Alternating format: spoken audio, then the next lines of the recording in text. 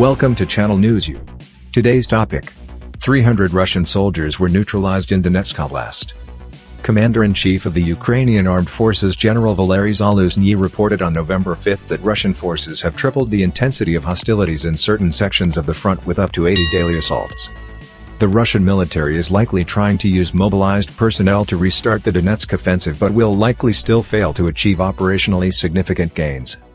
Zaluzhnyi stated that Russian forces continue ground attacks at the expense of mobilized personnel, private military company forces, and former prisoners, and that the Russians conducted over 40 ground attacks in the Bakhmut, Avdiivka, and western Donetsk Oblast areas in the past 24 hours, sustaining over 300 casualties, 100 killed in just one direction. ISW has previously reported on the slow Russian rate of advance in Donetsk Oblast and injudicious allocation of resources on the front lines. Russian forces would likely have had more success in such offensive operations if they had waited until enough mobilized personnel had arrived to amass a force large enough to overcome Ukrainian defenses despite poor weather conditions. Russian attacks continuing current patterns are unlikely to generate enough momentum to regain the battlefield initiative.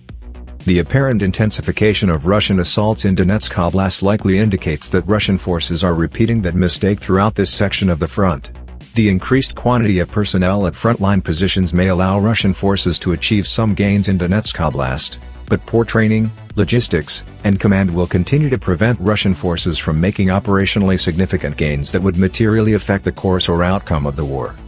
The Ukrainian General Staff reported that Russian forces are currently focusing those offensive operations in the direction of Bakhmut, Avdiivka, and western Donetsk Oblast. The Ukrainian Eastern Group of Troops spokesperson Serhiy Cherevetyi stated on November 4 that Russian forces are likely trying to seize Bakhmut and Solidar in Donetsk Oblast so that Russia can declare some type of success by announcing the liberation of the Donbas, even though those gains would not give Russia control over the entire region. Cherevetyi also noted the presence of mobilized men in the Bakhmut direction, an area that should not in principle see many mobilized personnel given the extensive presence in this area of Wagner Group and proxy units that should not be receiving large numbers of Russian reservists.